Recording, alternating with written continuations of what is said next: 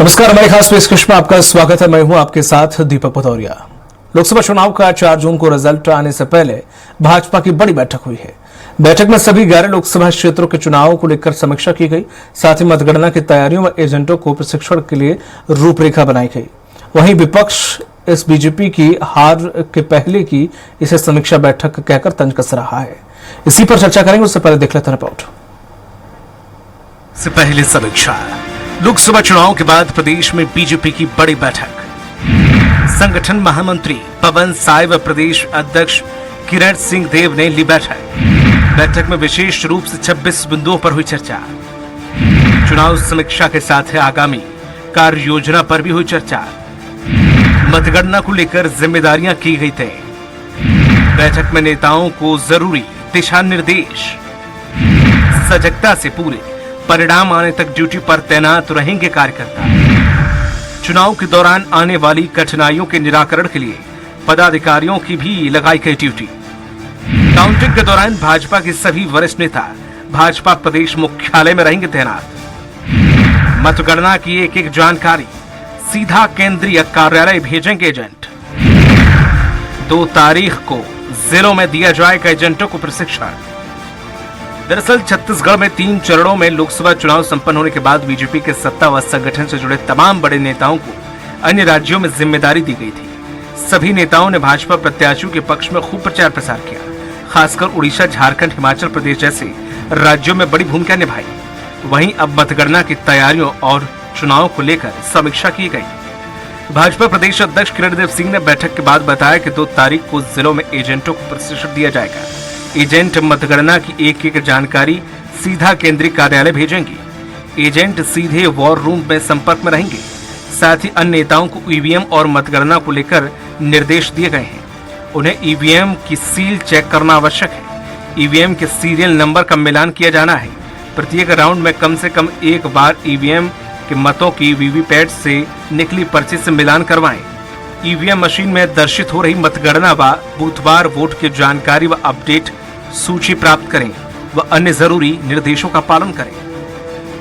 वहीं भाजपा की बैठक को लेकर कांग्रेस के वरिष्ठ नेता पूर्व मंत्री डॉक्टर शिव कुमार डहरिया ने कहा कि अभी तक क्या भाजपा सोई हुई थी, अब देर से जागने का काम कर रहे हैं। अब विधानसभा की तरह सोच रहे थे कि नतीजे आएंगे, पर अब नहीं आएंगे, इसलिए भाजपा हार की समीक्षा कर रही है। बहरहाल लोकसभा चुनाव के बाद कांग्रेस की तरह बीजेपी ने भी चुनाव की समीक्षा के साथ ही मतगणना की तैयारी कर ली है। निर्वाचन आयोग के साथ ही राजनीतिक दल भी मतगणना की बारीकियां अपने अपने एजेंटों को प्रशिक्षण के माध्यम से दे रही हैं। सियासी दावों के बीच अब देखना होगा कि समीक्षाओं व तैयारियों का कितना लाभ मिलता है। स्वराज एक्सप्रेस के लिए रायपुर से दिलीप साहू की रिपोर्ट। और इसी मुद्दे पर चर्चा करने के लिए रायपुर से खास मेहमान हमारे साथ जुड़े हुए हैं। बीजेपी प्रवक्ता हैं सुनील चौधरी। सुनील जी, आपका बहुत बहुत स्वागत है। कांग्रेस प्रवक्ता है सत्यप्रकाश सिंह। सत्यप्रकाश जी, आपका भी स्वराज एक्सप्रेस में बहुत बहुत स्वागत है।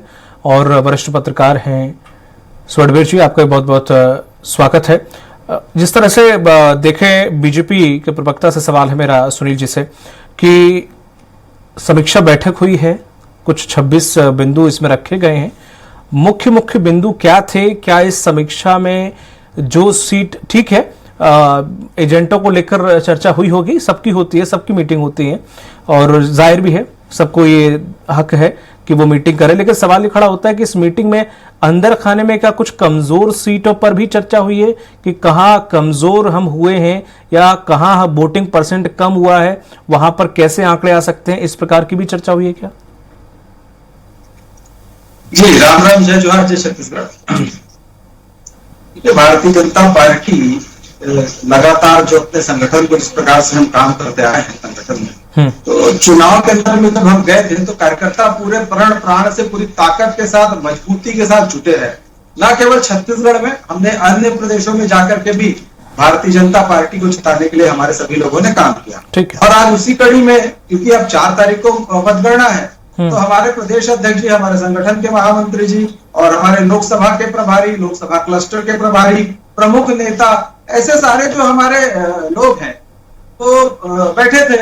और मतगणना की तैयारी एक महत्वपूर्ण विषय है, इसको लेकर के बातचीत चर्चा वहां पर हुई है कि मतगणना को लेकर के जो दिशा निर्देश हमेशा से कार्यकर्ताओं को, मतगणना के जो एजेंट है, उनको दिए जाते रहे और समीक्षा की बात हुई तो निश्चित रूप से आप ये मान करके चलिए कि भारतीय जनता पार्टी छत्तीसगढ़ में 11 की 11 सीटों को जीत रही है। ये बात स्पष्ट हो गई है छत्तीसगढ़ के अंदर में। और कांग्रेस में इसने तो हाय तौबा मची हुई है। अब कांग्रेस में इस बात की समीक्षा होनी, वो मुझे हमको कह रहे थे कि ये समीक्षा कर रहे हैं। अरे आप तो समीक्षा करने लायक भी नहीं बचे हैं। अरे वही कर लेते कम से कम। आप कांग्रेस में अब समीक्षा करने का दम नहीं बचा। और अब ये समीक्षा करेंगे तो क्या करेंगे, ये आभार का ठीकरा कहां फोड़े। कांग्रेस के लिए तो ये सबसे बड़ा चिंता का विषय होगा। उसी पे ये चिंतन कर रहे होंगे। ईवीएम है उस पर बोले, क्योंकि कपिल सिब्बल जी का तो बयान आ ही गया है। अब उसको आधार मान करके ईवीएम पर अटैक करेंगे, चुनाव आयोग पर अटैक करने की कोशिश करेंगे। और ज्यादा समझ में नहीं आएगा तो कहेंगे कि भैया सुरक्षा के जो जवान लगे हुए थे उन्होंने ऐसा करवा दिया, वैसा करवा दिया।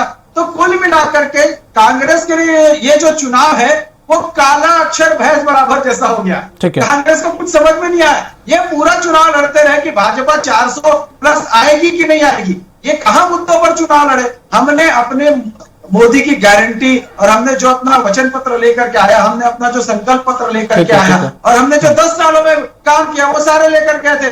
निश्चित रूप से मान करके चलिए कि 4 तारीख को 400 से अधिक सीटें भारतीय जनता पार्टी और गठबंधन की आने वाली है और कांग्रेस चारों खाने चित होगी। और इसीलिए खींच में बयान दे रहे हैं। अरे मैं पूछना चाहता हूं शिव डहरिया जी, आप जीत रहे हो क्या? कांग्रेस कौन सी सीट जीत सकती यही बता दे और उसके बाद फिर आपके चैनल में फिर बैठेंगे 4 तारीख को। बिल्कुल ठीक है सुरेश जी, बिल्कुल बैठेंगे। सत्यप्रकाश जी, जिस तरह से आप पहले कुछ कहना चाह रहे थे, आपने उंगली खड़ी की थी, आप वो कुछ कहें फिर मैं आपसे सवाल करूं।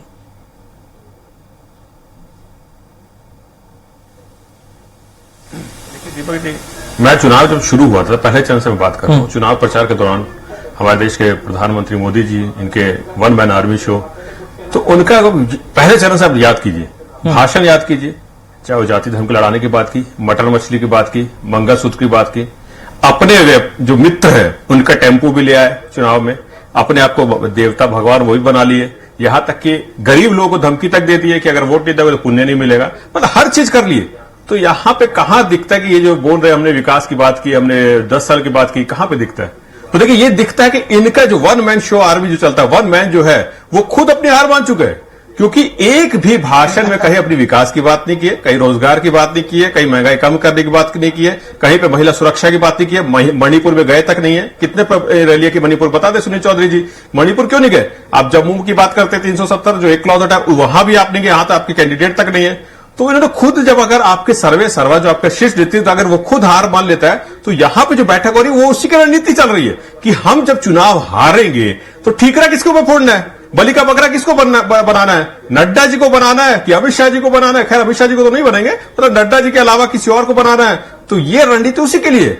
आपको मालूम है कि जनता ने आपको इस बार नकारा है। जनता के आपको देखिए दीपक जी, मैंने आपके चैनल पे भी और तमाम जो आपके जो पब्लिक डिबेट चलते हैं वहां काफी जनता ये पूछती है महंगा का क्या हुआ, रोजगार का क्या हुआ, मणिपुर का आप बात क्यों नहीं करते हैं, आपने इलेक्ट्रो बोर्ड पर जवाब क्यों नहीं दिया? तो ये जनता का सवाल लाइव टीवी डिबेट्स में भी दिखे। तो ये दिखता है कि जनता इस बार आक्रोश है। चाहे वो सिलेंडर की भी बात कर ले महिलाओं की, तो ये जनता में जो आक्रोश है वो बीजेपी को मालूम है। ये बैठक सिर्फ और सिर्फ इसलिए चल रही है कि ठीक है किसे फोड़ा जाए। भाई अगर आपको बैठक करनी है तो जो छत्तीसगढ़ में जो कानून व्यवस्था जो चरमराई हुई है, जो नारायणपुर में जो गौ रक्षक की हत्या हो जाती है, आपकी यह माफ कीजिए सूरजपुर में गौ रक्षक की हत्या हो जाती है, नारायणपुर में एक बच्ची की छेड़खानी जो आरोपी है वो आपकी रैलियों में दिखता है। तो कानून में एक अभी प्रतिष्ठा अखबार की रिपोर्ट आई थी कि हर दूसरे तीसरे दिन राजधानी रायपुर में 2 हत्या और लूट हो रही है। तो आप अगर बैठक करना चाह रहे हैं तो कानून व्यवस्था पे कीजिए। आप अगर बैठक करना चाह रहे हैं तो महतारी वंदना के जिनको अभी तक लाभ नहीं मिला, जो महिलाएं, जो आदिवासी वर्ग की मजदूरों की महिला फॉर्म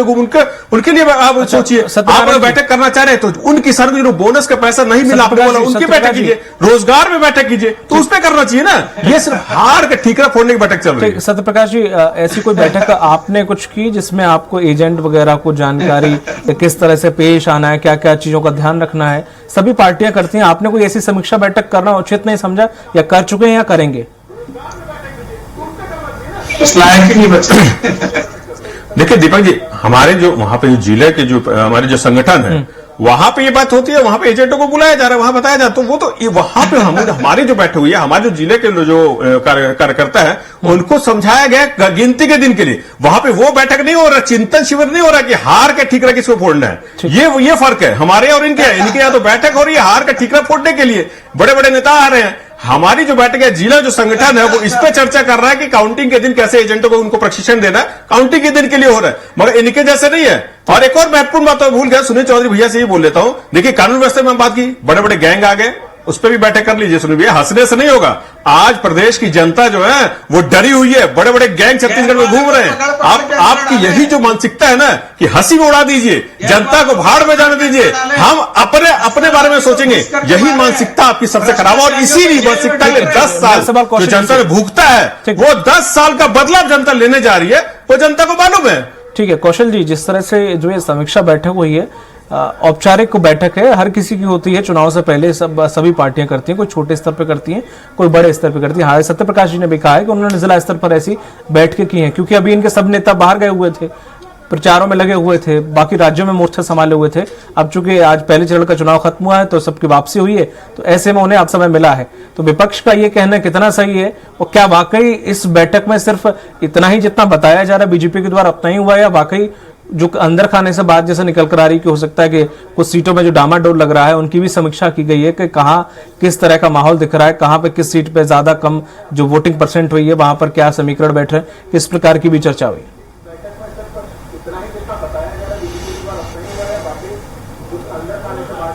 चीज होती है वो मतगणना। तो जब मतगणना की तिथि नजदीक आ रही है तो मुझे ऐसा लगता है कि राजनीतिक दल के जो लोग हैं उनकी ओर से बैठक होना लाजमी है, क्योंकि बैठक के माध्यम से ये तय किया जाता है कि वहां पर जो पोलिंग एजेंट है, जो जहां पर गिनती होगी वहां पे काउंटिंग एजेंट है, वो कहाँ पर रहेंगे, वो कैसे सूचना देंगे, फिर अपने जो कंट्रोल रूम जहां बनाए उनमें सूचना कैसे प्रसारित करेंगे। तो कई सारी चीजें होती हैं, क्योंकि आप देखेंगे जब मतगणना होता है तो मतगणना स्थल पर एक प्रक्रिया होती है जिसमें हर कोई व्यक्ति अंदर नहीं जा सकता। वहां पर जो राउंड टू राउंड जब टेबल गिनती होती है उसके बाद जो वहां से जो काउंटिंग के जो रिजल्ट आते हैं उसको अपने प्रत्याशियों तक और प्रत्याशियों के माध्यम से कंट्रोल रूम तक और कंट्रोल रूम के माध्यम से जो मेन बॉडी है वहां तक आपको पहुंचाने की जरूरत होती है, क्योंकि हर किसी की नजर होती है कि मतगणना में आखिर किसका पलड़ा भारी हो रहा है। जहां तक आपने बात की कि अंदर खाने में और भी कोई चीज, तो निश्चित तौर पर जब बैठकें होती तो सभी प्लस माइनस सभी को देखकर चर्चा होती है। और निश्चित तौर पर एक कहना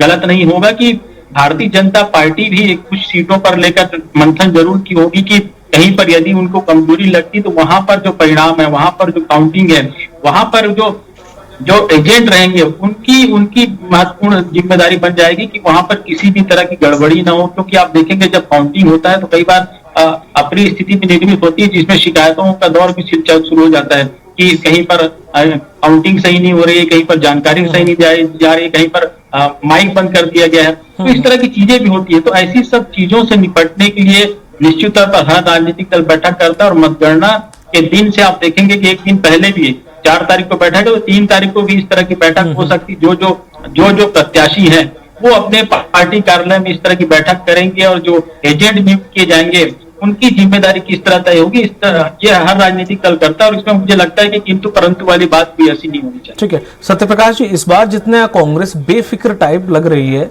जैसे हमने विधानसभा चुनाव में देखा ऐसे बैठकों का दौर आपका चला था, आपको हमेशा डर भी रहता है कि कहीं कुछ ऊंच नीच ना हो जाए, कहीं कोई गिनती ऊपर नीचे ना हो जाए, एक निगाह कड़ा के रखनी है, सब चीजें मिलान करनी है, मैच करनी है, ऐसे सिखाया जाता है कि जैसे स्ट्रॉन्ग रूम में रखी गई तो किस तरह से उस पर नजर रखनी है। तो आपके यहाँ तो ये बैठकों का दौर सबसे ज्यादा चलता है। इस बार आप पहले से तय करके बैठे हैं कि कुछ ज्यादा ध्यान देने की जरूरत है नहीं, इस वजह से निश्चिंत हैं, या कॉन्फिडेंस है कि नहीं हम इतनी सीट ले रहे हैं इस वजह से हम कॉन्फिडेंस, अगर ले रहे होते हालांकि ये कॉन्फिडेंस अगर इतना होता तब भी आपको डर रहता, लेकिन इस बार बड़ा बेफिक्र नजर आ रही है कांग्रेस, ऐसा क्यों है?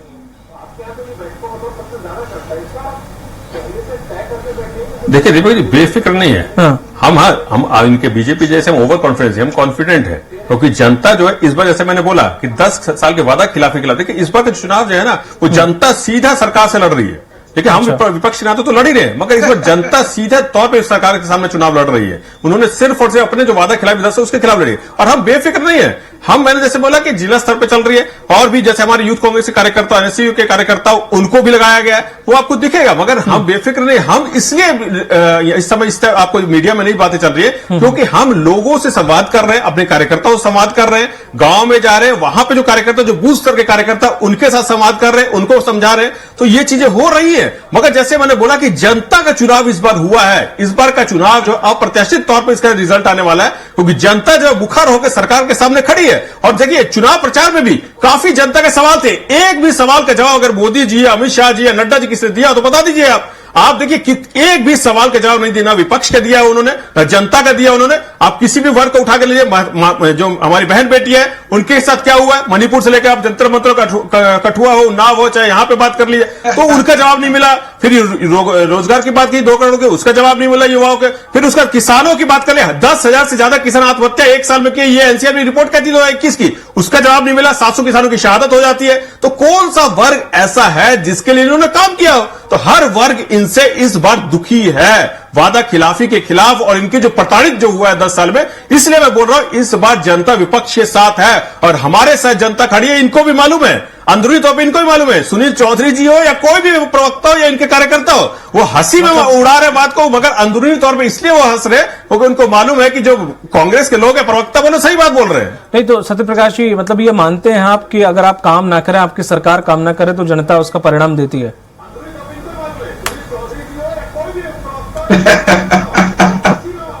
नहीं, काम तो हमने किया है, कहाँ काम नहीं किया? मैंने बोला ही नहीं, अभी मैंने आपका नाम ही नहीं लिया। चुनाव में देख लीजिए, हमारी रैलियां देख लीजिए, राहुल गांधी की रैलियां देख लीजिए, यहाँ कर लीजिए। वो खुद ही मैंने आपका नाम कहाँ लिया? मैं तो पूछ रहा था कि जनता अगर सरकार काम ना करे तो परिणाम देती है। भगवान, नहीं, मैं वही तो बोल रहा हूं ना। आपने ऐसा नहीं, आपने सीधा तौर पे बोला कि आप ऐसे बोलते ही काम नहीं करें, आपने सीधा तौर पे बोला। तभी मैं बोल रहा हूं कि मैं यही बोल रहा हूं, हमने चुनाव प्रचार में जो मुद्दे उठाए हैं वो जनता से जुड़े मुद्दे उठाए हैं। जनता से जुड़े मुद्दे, गरीबों के मुद्दे, आदिवासियों के मुद्दे, मजदूरों के मुद्दे, महिलाओं के मुद्दे, वो मुद्दे उठाए हैं। एक भी मुद्दा बता दे बीजेपी ने उठाया हो तो, गरीबों का मुद्दा उठाया हो बता दिए, महिलाओं का मुद्दा उठाया हो बता दिए, महंगाई पे बात की बता दिए, एक भी जमीन से जुड़ा मुद्दा, गरीबों का मुद्दा उठाया हो बता दिए। सिर्फ और सिर्फ डराने धमकाने का प्रचार किया गया मोदी जी द्वारा, चाहे मंगलसूत्र पे हो, चाहे मटन मछली पे हो, चाहे ये बोला गया हो कि वोट नहीं दोगे तो आपको पाप चढ़ेगा, चाहे अपने आपको देवता बनाने की कोशिश की गई हो। तो कहीं पे भी मुद्दे वो नहीं है जो जनता का होने चाहिए, जो विपक्ष ने उठाए हैं, जो इंडिया गठबंधन ने उठाए हैं। इसीलिए मैं बोल रहा हूं कि जनता को मालूम है कि एक ही गठबंधन है, एक ही पार्टी है जो हमारे बारे में सोच रहा है और सोचता है। पिछले 50-60 साल जब सरकार रही तब भी और अभी भी उन्होंने 10 साल का मौका दिया। 10 साल बहुत बड़ा समय होता है, मगर हालत क्या कर दिया आपको मालूम? भूखमरी में 111वें नंबर पे देश खड़ा हुआ, आपको चाइना अंदर आ जा रहा है, आपको पाकिस्तान भी आपको आग दिखा रहा है। तो देश है कहां? आप महिला अपराध भी बढ़ते जा रहे हैं, तो देश है कहां ये बताइए ना। देश 7 से ज्यादा बड़ी ऑटोमोबाइल कंपनी देश छोड़कर जा चुकी है, तो देश है कहां? इनको भी मालूम है। जनता ने भुगता है 10 साल, आपको बहुत लंबा समय दिया है, अब जनता प्रताड़ित हो चुकी है। वो साथ में उनको मालूम है विपक्ष ने हमारे मुद्दे उठाए, विपक्ष हमारे साथ है, वो समझती है विपक्ष की जनता को क्या चाहिए, उनके लिए काम करेगी। तो इसलिए बोल रहा हूं जनता हमारे साथ है, हमारे मुद्दे उन्होंने समझे और ये समझे है कि हम काम करके दिखाएंगे जो हमारा इतिहास रहा है। नहीं तो जिस तरह से आपने जो मुद्दे गिनाए हैं वो मुद्दे भी राहुल गांधी ने भी नहीं रखे जो भी आपने मुद्दे रखे सर। कई रैलियों में अगर आप देखें जो मुद्दे अभी आपने रखे ना वो रैलियों में मुझे नहीं सुनाई दिए। मुद्दे आरक्षण का मुद्दा था, संविधान का मुद्दा था, डराने के लिए लोगों को संविधान खत्म कर देंगे, महंगाई का खत्म कर देंगे। महंगाई का मुद्दा, महंगाई का मुद्दा मैं कह रहा हूँ, महंगाई का मुद्दा वही मैं बोल रहा हूँ दीपक जी। हाँ लेकिन दीपक जी महंगाई का मुद्दा नहीं उठाया। हाँ नहीं तो फिर बेरोजगारी का मुद्दा नहीं उठाया, इलेक्ट्रॉल बॉन्ड का मुद्दा नहीं उठाया। मैं क्या कह रहा हूँ वही मैं बोल रहा हूँ ना, इलेक्ट्रॉल बॉन्ड का मुद्दा नहीं उठाया। आप बताइए, वही मैं बोल रहा हूँ, कार कंपनी भुखमरी का मुद्दा नहीं उठाया, ये बता दें आप। सर आपने बोला कार कंपनियां देश छोड़ के चली गई हैं, सिवाय फोर्ड के कोई नहीं गई है, और वो भी नहीं, मैं वही बता रहा हूं ना आप, नहीं मैं बता रहा हूं, आप देखिए, यही देखिए मीडिया के साथ यही दिक्कत है। मीडिया सिर्फ और सिर्फ वन मैन आर्मी का ही दिखाती है। आप दिखाएंगे तभी तो। हमारी प्रवक्ता भी टीवी डिबेटर जो हमारे राष्ट्रीय प्रवक्ता उन्होंने काफी मुद्दे उठाए इस बारे में, आपको खुद जाने वाली जानकारी होनी चाहिए। दीपक जी देखिए, आप सम्मानीय वरिष्ठ, ये मुद्दे उठाए गए हैं, आपको पहले पता होना चाहिए, इसलिए मैं बोल रहा हूँ। सत्यप्रकाश मीडिया को पहले देखना चाहिए, मुद्दे उठेंगे, आप ऐसे नहीं बोल सकते। आपने सत्यप्रकाशी में यही तो कहना चाह रहा हूं, आपने ऐसा एक सुनिए भैया, आपके जैसे नहीं चलता है पत्रकारों को मारना पीटना। सत्यप्रकाश जी मैं वही कह रहा हूं, आप जैसे कि प्रदेश का प्रवक्ता अगर इतनी जानकारी एक सांस में रख सकता है, इतनी कमियां गिना सकता है, तो ये बड़े मंचों पे बड़े लोगों ने नहीं रखी, जो कि इतनी एक सांस में आपने रखी, ये जरूरी है। मैं आप ही की तारीफ कर रहा था कि जो चीजें आपने रखी मुझे बड़े मंचों पे वो नहीं सुनाई दी। एक दो बात जो आपने बोली, बेरोजगारी की बात है, वो मुझे सुनाई दी, संविधान ज्यादा सुनाई दिया, बड़े मंचों पे दीपक जी आरक्षण ज्यादा सुनाई दिया। दीपक जी वही मैंने बोला है जी, नहीं वही तो बोले। तो संविधान देखिए, संविधान की बात क्यों करनी पड़ी? इन्हीं के लोग बोलते हैं ना कि अगर हमारी 400 सीटें आएगी तो संविधान हम खत्म कर देंगे, संविधान बदल देंगे। तो संविधान की बात होगी नहीं होगी? आप लोगों के साथ अगर गलत करेंगे, आरक्षण का लाभ नहीं देंगे तो उसकी बात होगी कि नहीं होगी? आपने महंगाई की बात की, कम नहीं की, उसकी बात होगी कि नहीं होगी? रोजगार की बात होगी कि नहीं होगी? चाइना का धंधा है, उसकी बात हुई कि नहीं हुई है? यहीं पे बोल रहे मुद्दे उठे हैं, तभी तो जनता इस बार हमारे साथ है, विपक्ष के साथ है। ठीक है, ये तो 4 तारीख को खैर पता चलेगा। खैर आप भी रहेंगे मौजूद, मैं भी रहूंगा। जिस तरह से सुनील जी आप काफी हंस भी रहे थे, काफी मजे ले रहे थे, मैं देख रहा था जब बात चल रही थी, लेकिन सवाल ये खड़ा होता है जिस तरह से उन्होंने कहा, विपक्ष कह रहा है कि कहीं ना कहीं अंदर खाने में सीट अगर कम हुई तो एक दूसरे पर आरोप प्रत्यारोप का दौर शुरू हो जाएगा। क्या इसकी भी समीक्षा हुई है?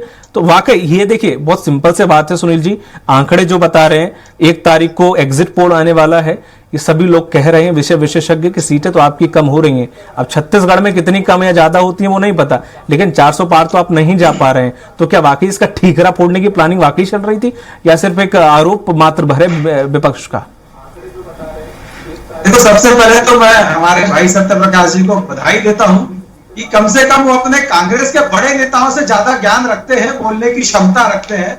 सत्यप्रकाश जी को राहुल गांधी जी की जगह होना चाहिए। ठीक है, वो मौका मिलेगा उन्हें, सब कुछ पता है। आप अपनी बात रखिए सर। सत्यप्रकाश भाई, आज मैं आपको इसलिए बोलने दिया। अरे सुनील भैया अपनी बात रख लीजिए, आपको मालूम है जो मैंने बोला वो सही बोला है। सुनील जी समय कम है। सुनील जी आप सत्यप्रकाश जी की बातों में उलझे रहेंगे, अपनी बात नहीं रख पाएंगे, फिर मुझे स्वर्ण जी के पास जाना पड़ेगा। जनता देश की जानती है, आप पत्रकारों पर, मीडिया पर आक्षेप लगाते रहे। आपके सहन पित्रोदा ने जो बयान दिया वो भी लोगों को पता है ना? स्त्री धन पर आप लोग क्या बोल रहे थे, अपने मुद्दे आप बता ही नहीं पाए। कुल मिलाकर के रहा, आप मोदी जी के पीछे घूमते रहे। 1 मैन आर्मी कहते हो, समुद्र में जो बर्फ का इतना सा टुकड़ा बाहर दिखता है ना, छोटा सा, उसके नीचे बहुत बड़ा बर्फ होता है, वो मोदी जी हैं। एक बड़ा संगठन उनके पीछे काम करता है। जम्मू कश्मीर में आप बात कर रहे थे, जम्मू कश्मीर में लोकतंत्र की जीत हुई है इस बार, लोकतंत्र की जीत। हम ये नहीं जानते कि कौन सी पार्टी लड़ रही है, लेकिन भारत का लोकतंत्र वहां जीता है। कैंडिडेट क्यों नहीं खड़ा किया सुनील भैया? बीजेपी का कैंडिडेट नहीं है वहां पे, लोकतंत्र की जीत आप कर रहे हैं। बीजेपी का कैंडिडेट नहीं है वहां पे, मोदी जी गए नहीं वहां पे, मणिपुर गए नहीं वहां पे। ये भी जानकारी दे दीजिए जनता को। स्वराज एक्सप्रेस एक बड़े प्रतिष्ठित चैनल है, उसमें बता दीजिए मोदी जी क्यों नहीं गए, जम्मू में क्यों नहीं गए, कैंडिडेट क्यों नहीं खड़ा किए? अरे आपको तो मतदान एजेंट नहीं मिला, आपको तो पंडाल में बैठने के लिए लोग नहीं मिले, और आप कह रहे मतगणना की हम लोग तैयारी कर रहे हैं। अरे मतगणना एजेंट है क्या आपके पास? कहां पर आपकी बैठक हो गई? सारे मीडिया को पता तो होना चाहिए था ना कि आपकी कहीं पर बैठक हुई है, और इतना सारा बोल रहे थे। अरे जरा छत्तीसगढ़ के विषय में बोल लेते आप, छत्तीसगढ़ के प्रवक्ता होगा, छत्तीसगढ़ के विषय में बोलते। मैंने तो पहले प्रश्न किया, कितनी सीट जीत रहे हो आप लोग छत्तीसगढ़ में? आप नहीं बता पाओगे, क्यों? आपको पता है आप जीत ही नहीं पाओगे। और समीक्षा की बात रही कि हम 400 प्लस सुनील भैया, कितना जीत रहे हैं? सुनील भैया आपको भी मालूम है कि आप जो हवाई चल जाते हैं ना 400 पार 11 के 11, वो सिर्फ और सिर्फ हवाई चल रही है, वो आपको भी मालूम है। 4 तारीख को हमारी सारी जो समीक्षा है, जो भी आप लोग, हाँ एकदम आप ठीक से बैठेंगे, इसी चैनल बैठेंगे। ठीक सुनील जी ठीक है, वाली है ना, जनता बताएगी 10 साल में हमने क्या काम किया। 10 साल में हमने जनहित के कितने काम किए, गरीबों के लिए आवास बनाया, गरीबों सुनील जी वक्त नहीं है मेरे पास, कौशल जी के पास जाऊंगा मैं।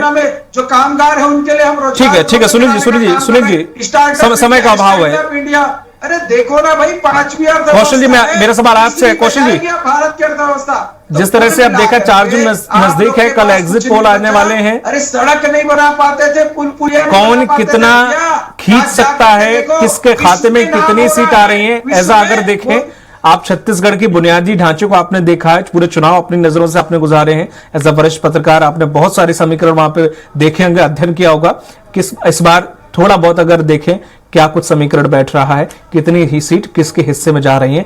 हालांकि दोनों ही अपने अपने दावे कर रहे हैं, वो कह रहे हैं कि हम 11 लेके आएंगे 11, और ये भी कह रहे हैं कि हमें कम से कम 5-6 तो ले आएंगे। अब 17-18 तो सीटें हैं नहीं, 11 हैं, तो उसमें कैसे क्या होगा? दीपक जी, निश्चित तौर पर दावे सभी राजनीतिक दल के होते हैं, लेकिन मुझे ऐसा लगता है कि बीजेपी जो 11 के 11 सीट जीतने के दावे कर रही है, वो संभव नहीं है, क्योंकि जिस तरह से कांग्रेस ने भी जो मेहनत की है और कांग्रेस की जो पिछले जो रिकॉर्ड है, मुझे ऐसा लगता है कि उससे कुछ ऊपर जा सकती है, क्योंकि जिस तरह के हालात हमने देखे हैं तो कहीं न कहीं दोनों के बीच मुकाबला कड़ा है। ठीक है सर, बहुत बहुत शुक्रिया सुनील जी आपका, शोरवी जी आपका और सत्यप्रकाश जी आपका इस पर चर्चा में शामिल होने के लिए। तो जिस तरह से देखें छत्तीसगढ़ में बैठक की समीक्षा बैठक, हालांकि बीजेपी की विपक्ष इस पर अपने अपने तंज कस रहा है, विपक्ष के तौर पर वो हर एक पॉइंट ढूंढता है, लेकिन मुद्दा वही है कि आखिर कौन कितनी सीट जी रहा है। चुनावी माहौल चल रहा है, 4 तारीख बहुत नजदीक है, कल एग्जिट पोल आएंगे, उसमें काफी कुछ तस्वीर साफ होगी, लेकिन 4 जून को तस्वीर साफ हो जाएगी कि आखिर जनता ने किसे चुना है और किसे नकारा है, किसके वादे किसके जुमलों पे यकीन किया है, किसके नहीं किया, किसने काम किया किसने नहीं किया। यह 4 जून को क्लियर हो जाएगा, तब शायद थोड़ा सा छत्तीसगढ़ में राजनीति में उथल पुथल कम हो। मुझे दीजिए इजाजत, नमस्कार।